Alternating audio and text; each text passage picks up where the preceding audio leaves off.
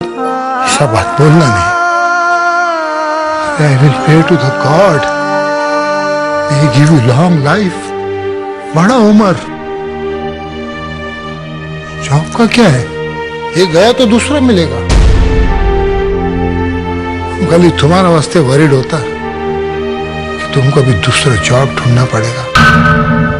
इसका वास्ते थोड़ा दिल में दुखता है। डोंट वरी डैड, जब एक रास्ता बंद होता है ना तो गॉड दूसरा रास्ता बना देता है।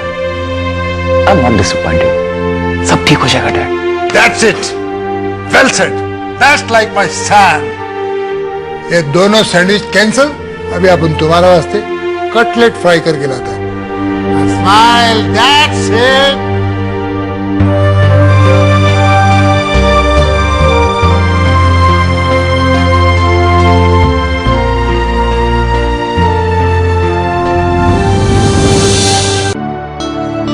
घर कितना सोना सोना लग रहा है। सब मेहमान चले गए, इतने दिनों से घर में कितनी रौनक थी। हंसते गाते दिन कैसे कट गए पता ही नहीं चला। हाँ, हंसते खेलते कैसे दिन बीत गए पता ही नहीं चला। बस अब ये 10-12 दिन शादी की तैयारी और शॉपिंग में बीत जाएंगे। शिवम के शादी के बाद रागिनी की शादी और उसके बाद मेरे भाई रसिक की शादी। रसिक की शादी? अरे किसके भाग फूटे जो रसिक से शादी करेगी? देखो जी, मेरे भाई के बारे में ना गलत मत बोला करो। जैसे आपका भाई है वैसे मेरा भाई नहीं है क्या? अरे मैं तो मजाक कर रहा था, तुम तो बुरा मान गई। शिवम का सेहरा बंध जाने दो, उसके बाद इस गधे को भी घोड़ी चढ़ा देंगे। रागनी, क्या हुआ? परेशान क्यों है? किसी ने कुछ कहा? भैया, मुझे शिवम भैया की बहुत फिक्र हो रही है। क्यों? क्या हुआ शिवम को? पता नहीं, वो अपने कमरे में गुमसुम से सुनी दीवारों को ही ताकते रहते हैं। और तो उन्होंने खाना खाने से भी मना कर दिया। आराधना भाभी को लेकर उनके मन में क्या वहम है? मुझे बहुत फिक्र हो रही है भैया, शिवम भैया की। पर ननंद रानी, उन्हें टेंशन लेने की क्या जरूरत है? 10 दिन के बाद तो शादी है, कल से शादी की तैयारियां शुरू हो जाएगी। उन्हें तो खुश होना चाहिए, क्यों जी? शिवम इतना परेशान है और मुझे पता तक नहीं। वो हर बात मुझसे शेयर करता है। अगर कोई बात थी तो उसने मुझे बताया क्यों नहीं? तुम परेशान मत हो, मैं उससे भी बात करके आता हूं। अरे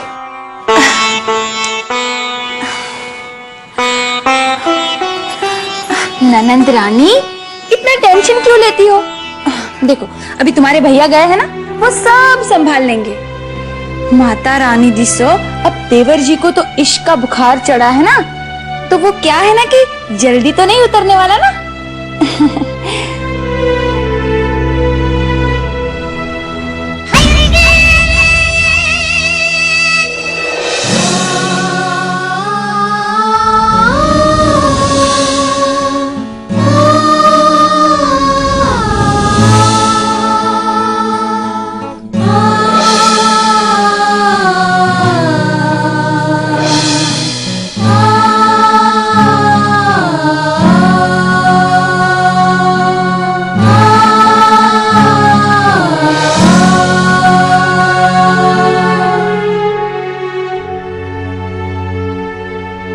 शिवम, अरे भैया, कोई काम था तो मुझे बुला लिया होता। आपने क्यों तकलीफ की? इतनी बड़ी तकलीफ देकर भी कहता है कि तकलीफ क्यों की? मैं कुछ समझा नहीं भैया। और तू क्या समझता था कि मैं भी नहीं समझूंगा? अकेला चुपचाप ऐसे बैठा हुआ है। अभी तो तेरी शादी भी नहीं हुई और तूने अभी से अपने दिल की बात मुझसे छुपाना शुरू कर दिया।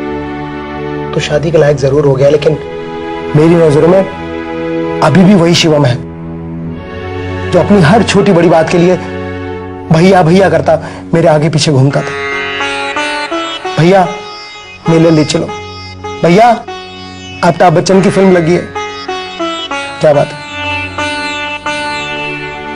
बता मुझे क्या हुआ? किसी ने कुछ कहा?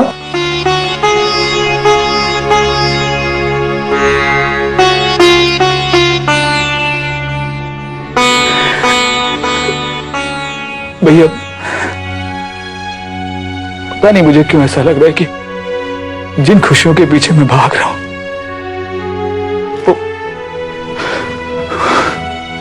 वो मुझसे दूर होती जा रही। जितना ही उन्हें मैं पकड़ने की कोशिश करता हूं वो मेरी मुट्ठी से रेत की तरह फिसलती जा रही। पर तेरे मन में ख्याल आया ही क्यों? अरे अगले 10 दिन बचे हैं तेरी शादी में। कल से सारी तैयारियां शुरू हो जाएंगी। घर में सब लोग कितना खुश हैं। अरे बाहर तेरा स्वागत करने के लिए कितनी आतुर है, और तू पता नहीं क्या क्या सोचे जा रहा है। भैया कभी कभी हवा का रुख पलटने से मन की ठंडक हम पा लेते हैं, लेकिन उसकी तपिश कम नहीं होती। तू कहना क्या चाहता है? भैया आराधना की पसंद मैं नहीं, कोई और।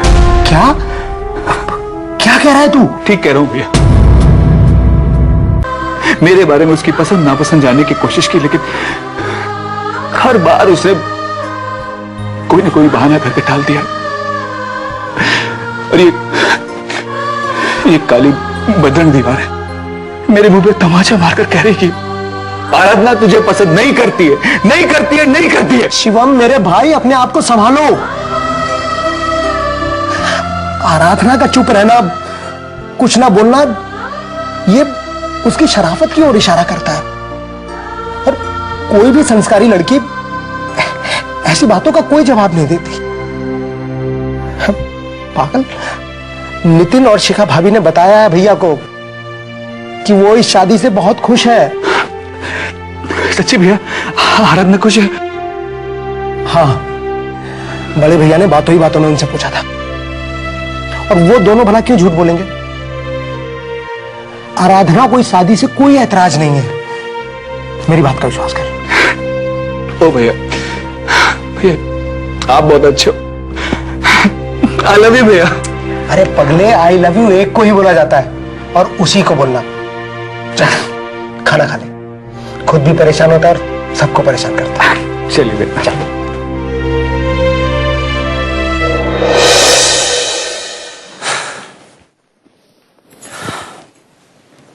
आराधना 1 मिनट सुनो। जी कहिए। 10 दिन रह गए तुम्हारी शादी में। आज के बाद तुम्हारे इस घर से निकलना बिल्कुल बंद।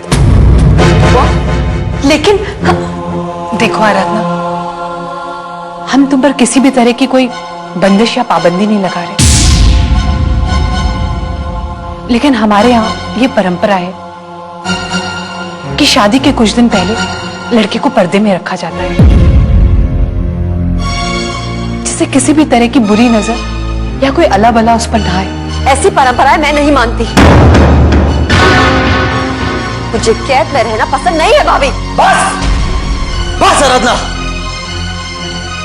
बहुत बर्दाश्त कर ली हमने तुम्हारी बदतमीजियां। अब और बर्दाश्त नहीं होगी। तुमने वसुधा चाची और सब लोगों को बहुत परेशान किया। हमने सब कुछ बर्दाश्त किया, लेकिन अब और नहीं। अब तुम्हारी कोई भी मनमानी नहीं चलेगी। शिखा, एक बात ध्यान रखना, आज के बाद ये लड़की इस घर से एक कदम भी बाहर नहीं निकालेगी। ना तो इसे फोन करने की इजाजत है और ना ही फोन उठाने की। भैया, मैं अब बालिग हो चुकी हूँ, दूध पीती बच्ची नहीं हूं मैं अपने डिसीजंस खुद लेती हूँ। घर की चार दीवारी भेड़ बकरी की तरह बांध के नहीं रख सकते आप लोग मुझे। रख सकता हूं आराधना, अगर मैं चाहूं तो मैं कुछ भी कर सकता हूं। समझी तुम?